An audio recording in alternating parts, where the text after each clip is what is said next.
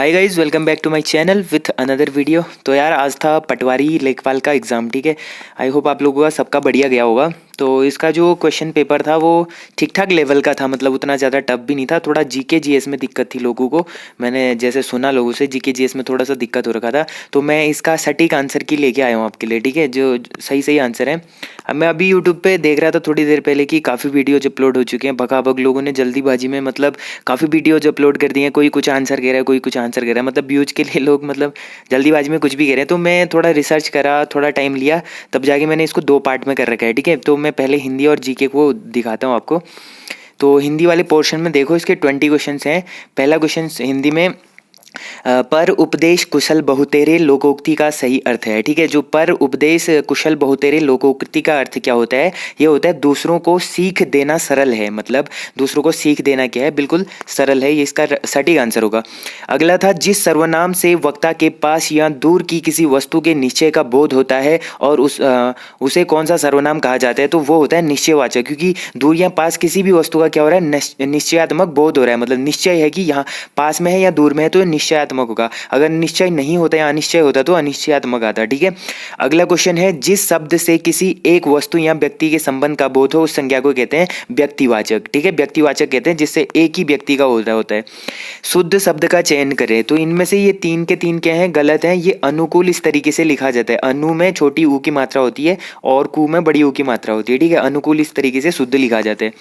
अगला है, इसमें वर्तनी की दृष्टि से शुद्ध वाक्य है। तो इसमें था साप्ताहिक, ठीक है। साप्ताहिक नहीं होता, साप्ताहिक होता है, आगी मात्रा होती है, तो साप्ताहिक ये क्या होगा? सटीक आंसर होगा इसका, ठीक है। अगला देखिए, सरकारी व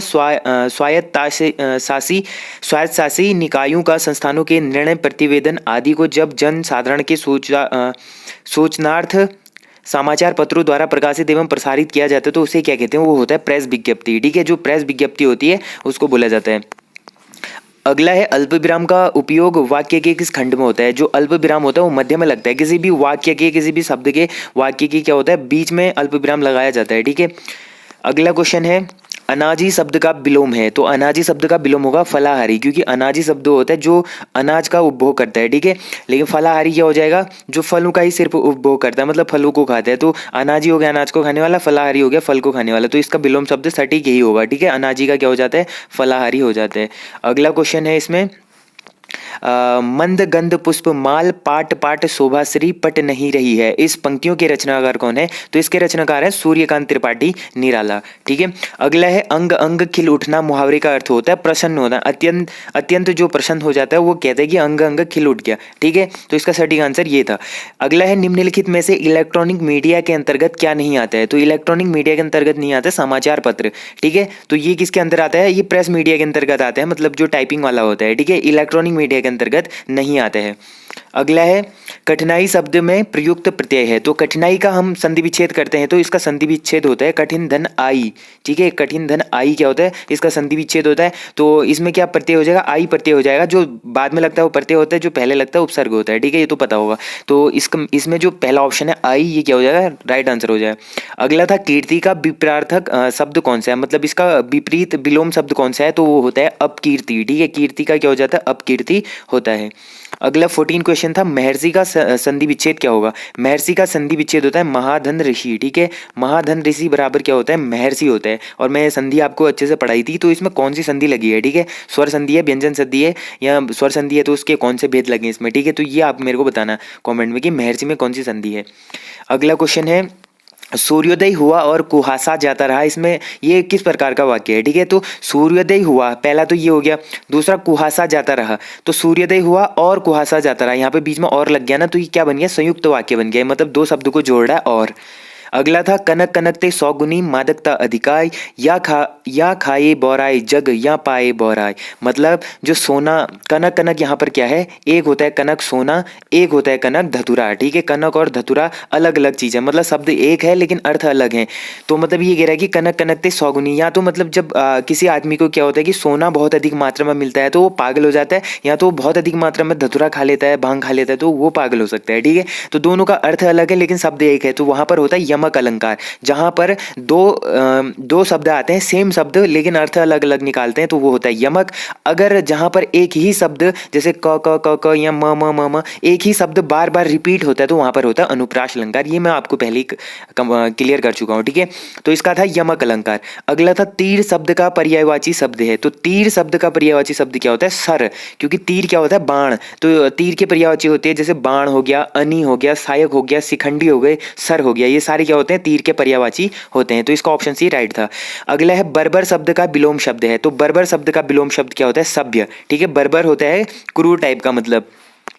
अगला क्वेश्चन है वागीश का संधि विच्छेद है। तो वागीश का संधि विच्छेद होता है वाक धन ईश, ठीक है, वाक धन ईश। अब इसमें वाक धन ईश तो दो दिए थे ना, एक ऑप्शन ए में भी दिया था वाक धन ईश, ऑप्शन बी में भी वाक धन ईश। लेकिन इसमें क्या है, पहले वाले में क आधा होगा क्योंकि हलंत लगा ना नीचे, क आधा होना चाहिए, तब जाके क और ग क्या होता है, ये वागीश बनता है। ये किसका है? व्यंजन संधि का उदाहरण है, ठीक है। व्यंजन संधि में वाक धन ईश बराबर वागीश होता है, तब क और ई मिलके गी बना देते हैं, ठीक है। तो वाक धन ईश ये वाला गलत था, ये वाला ऑप्शन ही सही था, ठीक है।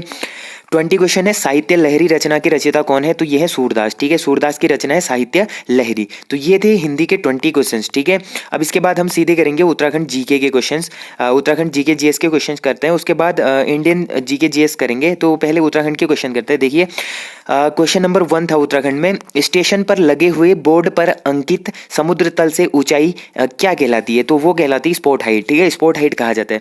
तो ये गाइज जो ये बुकलेट था ना, ये ए था, ठीक है। ए बुकलेट है आपकी, उसमें अगर आपका बी सी डी होगा तो उसमें अलग क्वेश्चन होंगे, आगे पीछे होंगे, ठीक है। तो उस हिसाब से देख लेना। तो ये बुकलेट ए है, जिसके पास ए है तो उनका सीरियल वाइज इसी तरीके से होंगे क्वेश्चंस। तो इसका राइट आंसर था स्पॉट हाइट, ठीक है। अगला क्वेश्चन था एक मैदान जिसकी लंबाई 1 किलोमीटर और चौड़ाई कितनी है? 1.5 किलोमीटर है, वो सॉरी आधा किलोमीटर है, तो क्षेत्रफल क्या होगा? ये एक नॉर्मली रीजनिंग टाइप का क्वेश्चन है, ठीक है। रीजनिंग का ही क्वेश्चन मान के चल सकते हैं, या फिर मैथ का, जो छोटी क्लास में 3-4 की क्लास में हम पढ़ते हैं। तो लंबाई कितनी है? 1 किलोमीटर, और चौड़ाई कितनी है? आधा किलोमीटर, मतलब 1/2 किलोमीटर। तो इसमें क्या हो जाएगा? सीधे इंटू हो जाएगा, क्योंकि कैसा बनेगा? 1 किलोमीटर लंबाई और चौड़ाई आधा है, तो ये आयत बन जाएगा, ठीक है। आयत बन जाएगा, आयत का क्षेत्रफल क्या होता है? लंबाई गुणा चौड़ाई। तो इसको करेंगे तो ये आ जाएगा 1/2 किलोमीटर, ठीक है। आधा, एक को आधे से गुणा करेंगे तो आधा किलोमीटर आता है। ऑप्शन बी क्या होगा? राइट होगा। अगला क्वेश्चन है उत्तराखंड राज्य की सबसे पुरानी नहर कौन सी है? तो उत्तराखंड राज्य की जो सबसे पुरानी नहर है वो कौन सी नहर है? वो है ऊपरी गंगा नहर, ठीक है। ऊपरी गंगा नहर का निर्माण कब हुआ था? ऊपरी गंगा नहर का निर्माण कार्य शुरू हो गया था हमारा कितने में? 1842 ईस्वी में, ठीक है। 1842 में इसका निर्माण कार्य शुरू हुआ, 1856 ईस्वी में ये बन के तैयार हुआ था, ठीक है। इसके बाद जो दूसरी नहर आती है उत्तराखंड की, वो आती है खलंगा नहर, ठीक है।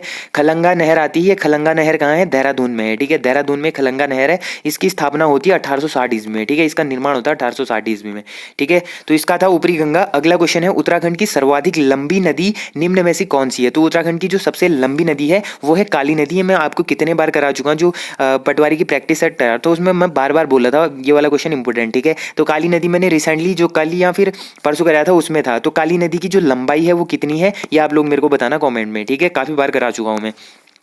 अगला क्वेश्चन है निम्नलिखित में से कौन सा सबसे बड़ा राष्ट्रीय उद्यान है क्षेत्रफल की दृष्टि से? ठीक है, तो क्षेत्रफल की दृष्टि से सबसे बड़ा राष्ट्रीय उद्यान कौन है? गंगोत्री राष्ट्रीय उद्यान है, ठीक है। अगला क्वेश्चन है निम्न में से कौन सा युग्म सुमेलित है? ठीक है, तो इनमें से कौन सा युग्म सही सुमेलित है? तो सही सुमेलित है Wadia institute of Himalayan geology कहाँ है? यह है देहरादून में। बाकी तीनों गलत है, क्योंकि विवेकानंद कृषि अनुसंधान संस्थान कहाँ है? यह अल्मोड़ा में, यहाँ गलत दिया है। अगला क्वेश्चन है टोंस नदी निम्न में से किसकी सहायक नदी है? तो टोंस नदी है यमुना नदी की सहायक नदी। अगला है जनपद अल्मोड़ा का ऊपरी भाग स्थित है, तो ये किस भाग में है? लघु हिमालय क्षेत्र में स्थित है, ठीक है। अगला क्वेश्चन है मनेरी भाली परियोजना निम्न में से किस जनपद में स्थित है? अब जो मनेरी भाली परियोजना है वो है उत्तरकाशी में, और जो ये मनेरी भाली है ये किस नदी पर बनाई गई है? तो ये बनाई गई है भागीरथी नदी पर, ठीक है। भागीरथी नदी पर मनेरी भाली को बनाया गया है, और ये कितनी बिजली उत्पन्न करती है? ये करती है 90 मेगावाट, ठीक है। 90 मेगावाट की बिजली हमें देती है ये मनेरी भाली उत्तरकाशी में, ठीक है। अगला क्वेश्चन था 2011 की जनगणना के अनुसार उत्तराखंड में किस जनजाति की संख्या सर्वाधिक है? तो वो है थारू जनजाति की, और इनकी पूरी जनजाति की बात करें तो करीबन कितने हैं? 2,91,903, मतलब समथिंग 3 लाख के आसपास इनकी जनजाति है, 2,91,903। तो ये चीज भी आप याद कर सकते हैं।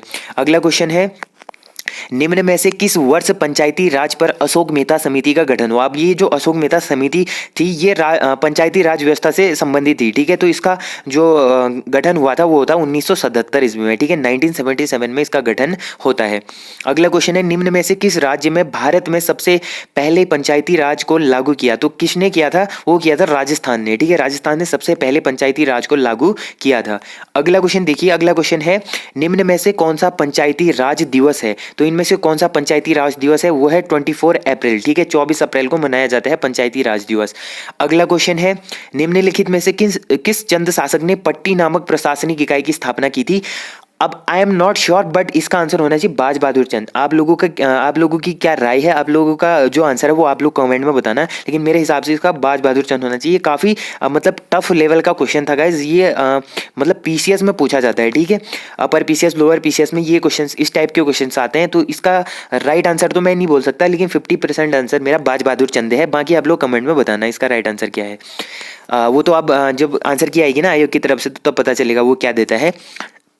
अगला क्वेश्चन था, वर्ष 2021 में जो संशोधित बजट अनुमान था, इसके आधार पर उत्तराखंड सरकार को निम्न में से किस मद से अधिकतम राजस्व प्राप्त हुआ था? तो किस मद से इनको सबसे अधिक राजस्व प्राप्त हुआ था? वो हुआ था प्रत्यक्ष और अप्रत्यक्ष रूप से, ठीक है। प्रत्यक्ष और अप्रत्यक्ष रूप से इनको प्राप्त हुआ था। अगला था, उत्तराखंड सरकार के वात्सल्य योजना के अंतर्गत कितनी धनराशि दी जाती है? तो वो दी जाती है 3000 रुपये की धनराशि, और ये बेसिकली किससे संबंधित है? ये महिलाओं से संबंधित है, ठीक है। तो उनको 3000 रुपये की धनराशि दी जाती है। मतलब वर्ष 2011 की जनगणना के अनुसार उत्तराखंड में शिशु लिंगानुपात कितने हैं? तो शिशु का लिंगानुपात इसमें ऑप्शन में अगर 890 दिया है तो 890 होगा। वैसे बेसिकली 2011 में जो जनगणना हुई थी उसके अनुसार कितना था इनका? 919 था पहले तो, ठीक है। और 919 था, अभी के टाइम पे 890 हो रखा होगा, ठीक है। 919 इसका था, अभी ऑप्शन में है 890, तो इसका राइट होगा 890, ठीक है। अगर पूरे उत्तराखंड की बात करें तो वो है 963, ठीक है। पूरे उत्तराखंड का लिंगानुपात है 963।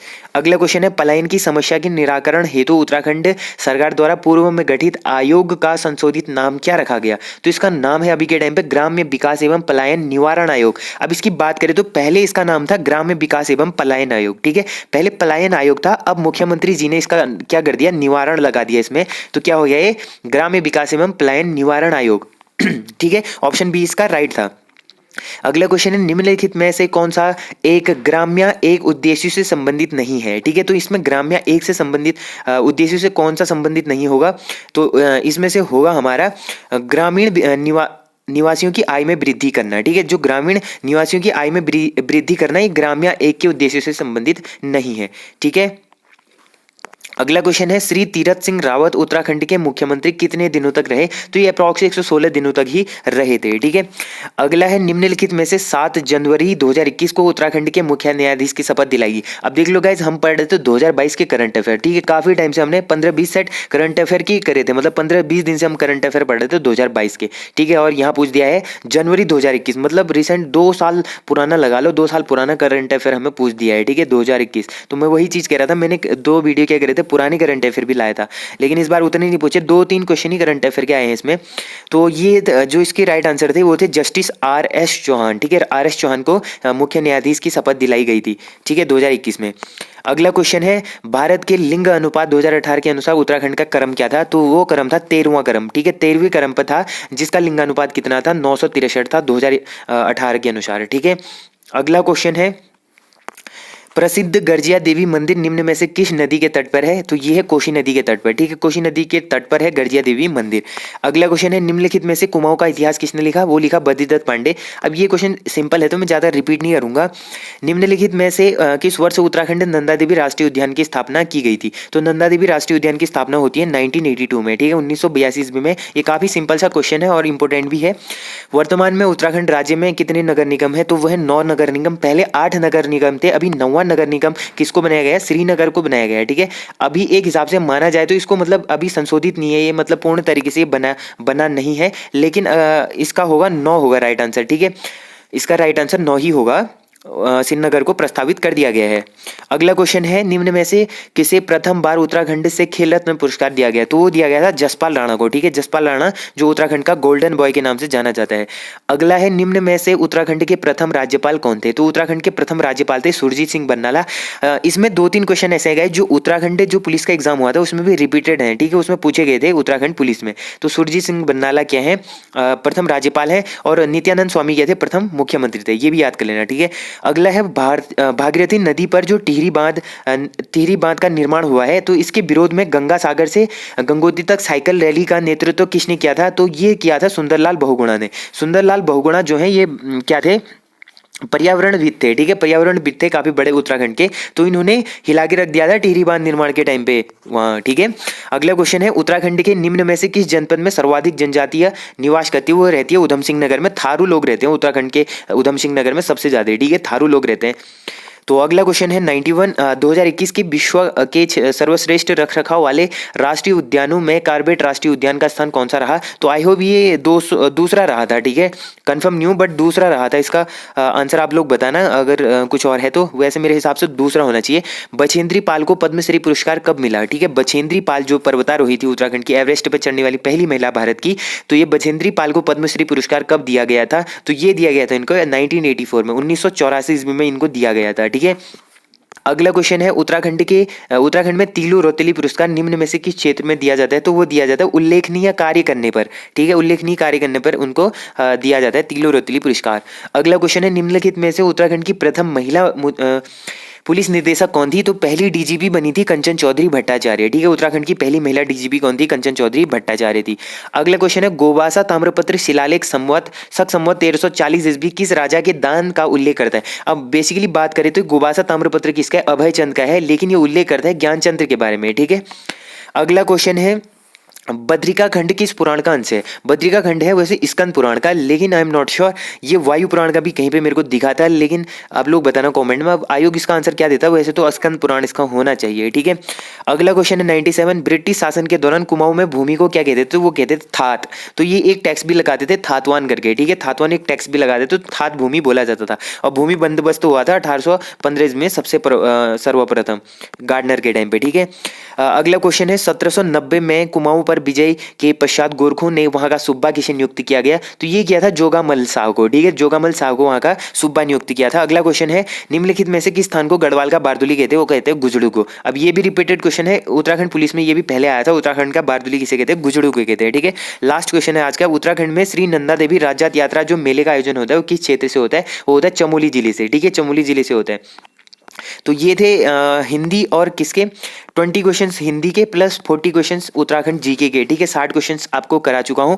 ठीक है, अब बाकी बचे हैं जो 40 क्वेश्चन। 40 क्वेश्चनों में से आपका जीके जीएस के क्वेश्चन होंगे 40। ठीक है, जीके जीएस के क्वेश्चन हैं जिसमें से आपके 6-7 क्वेश्चन क्या थे, रीजनिंग के थे। तो रीजनिंग के भी मैं पूरी सॉल्व कराऊंगा। ठीक है, कैसे कैसे आए थे वो भी सॉल्व कराऊंगा। वो वीडियो आएगी कल को। ठीक है, तो आई होप आप लोगों को ये वीडियो पसंद आई होगी। ठीक है, तो वीडियो पसंद आई दूसरे वीडियो के लिए वेट करना, मैं कल सुबह डाल दूंगा। ठीक है, तब तक के लिए take care and bye bye.